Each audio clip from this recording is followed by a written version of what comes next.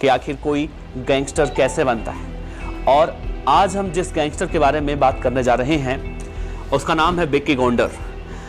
दरअसल सुशील कुमार पहलवान 2 बार के ओलंपिक पदक विजेता किस तरह से एक रेसलर होने के बाद भी अपराध की दुनिया में एंट्री मारते हैं, और तब से ये बहुत ज़्यादा खबरें सुनने को मिल रही है कि आखिर जो खिलाड़ी होते हैं, जो खिलाड़ी की दुनिया होती है, वो अपनी दुनिया से निकल कर अपराध की दुनिया में क्यों आते हैं, जराइम की दुनिया में क्यों आते हैं। और ऐसे कई सारे खिलाड़ी हैं जिनकी कहानी हमने आपको सुनाई। और आज के एपिसोड में विक्की गोंडर की जो हम बात करने जा रहे हैं आपसे, ये भी खिलाड़ी था, हैमर थ्रो का खिलाड़ी था, और इसे भी खेल रास नहीं आया और एक दिन ये अपराध की दुनिया में कूद जाता है। और इसका भी अंजाम वही होता है जो हर अपराधी के साथ होता है, पुलिस एनकाउंटर में मारा जाता है। लेकिन विक्की गोंडर के बारे में हम तस्दीक से बताएंगे। उससे पहले हम आपको ये बता दें, अगर आपने हमारा सुक्खा कलमा का वीडियो नहीं देखा होगा तो नीचे डिस्क्रिप्शन में हम लिंक डाल देंगे, आप देखेंगे सुक्खा कलमा, जिसकी हत्या जिसकी कहानी हम सुनाने जा रहे हैं विक्की गोंडर की।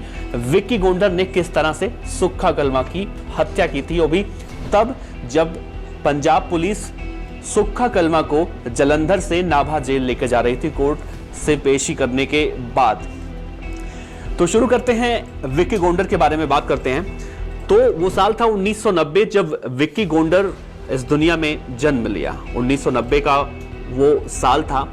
उसके पिता सरदार महाल सिंह, मां सुखविंदर कौर। लोगों को खुशी हुई कि घर में लड़का पैदा हुआ है, लेकिन ये नहीं पता था कि उनका यही लड़का बड़ा होके उनको समाज में जीने नहीं देगा।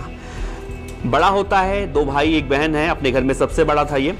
और जब धीरे धीरे बड़ा होता है, स्कूल में जाता है, तो स्कूल में पढ़ने लिखने में इसका मन नहीं करता। ज़्यादा समय ये खेल ग्राउंड में रहता है, लेकिन ये खेल के मैदान में बहुत ज़्यादा मिलता था, क्लासरूम में नहीं मिलता था। तो लोग इसे गोंडर कहते थे और तभी से नाम इसका गोंडर पड़ गया। और विक्की इसका नाम था तो इसने गोंडर आगे जोड़ लिया, विक्की गोंडर हो गया। अब 8वीं में फेल हो गया क्योंकि पढ़ाई लिखाई नहीं करता था, खेलने कूदने में ज़्यादा इसका मन लगता था। 8वीं में फेल हो गया। अब घर वालों ने सोचा कि क्यों ना इसे अच्छे से पढ़ाई के लिए कहीं बाहर भेजा जाए, क्योंकि खेल में इसका बहुत ज़्यादा रुचि है, तो इसको कहीं बाहर भेजा जाए पढ़ने के लिए, खेलने के लिए। तो शायद ये घर वालों की तस्वीर बदल सकता है, क्योंकि घर के जो हालात थे वो अच्छे नहीं थे। इसके पिता, आप देखिए तस्वीर देखिए, इसके पिता एक गरीब किसान थे। इसकी माँ भी एक घरेलू महिला थी, कोई खास संपन्न परिवार से भी नहीं ताल्लुक रखता था। किसी तरह से सरदार महाल सिंह यानी कि विक्की गोंडर के पिता अपने परिवार का जीवन यापन कर रहे थे, खर्च चला रहे थे। अब इसे भेजते हैं जालंधर।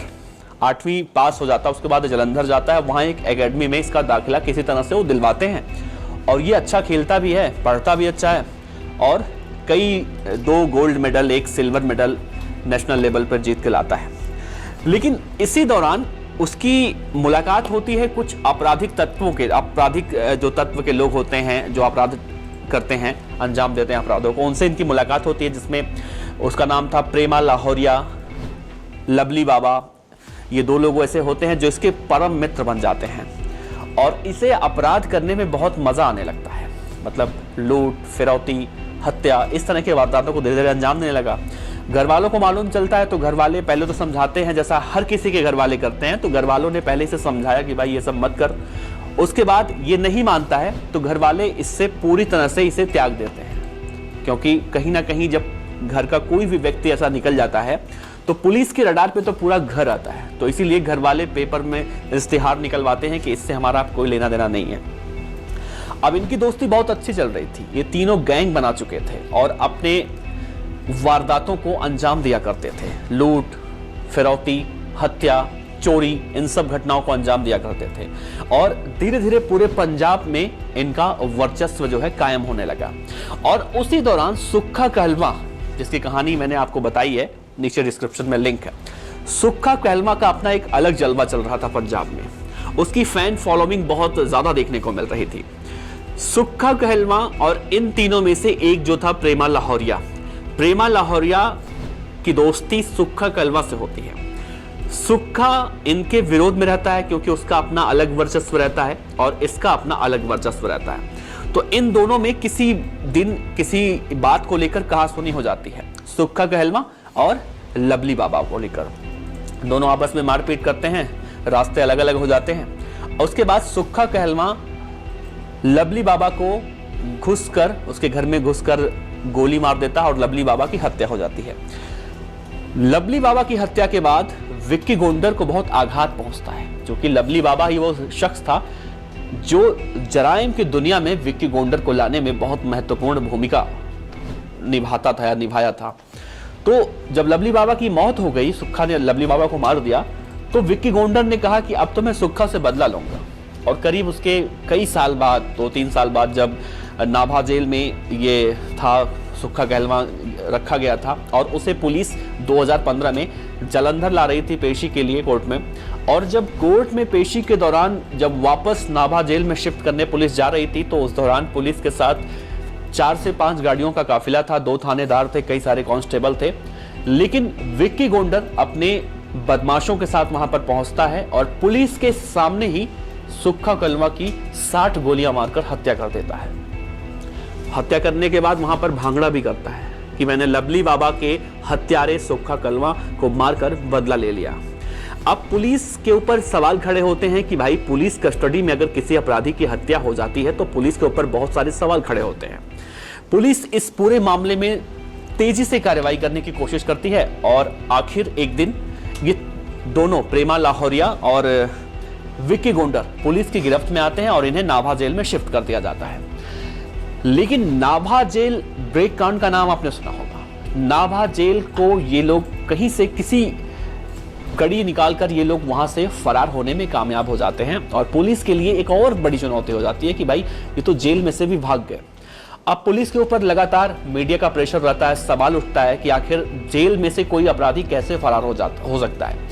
विक्की गोंडर चूंकि जेल से बाहर आ चुका था, लोगों को कहीं ना कहीं भय जरूर था।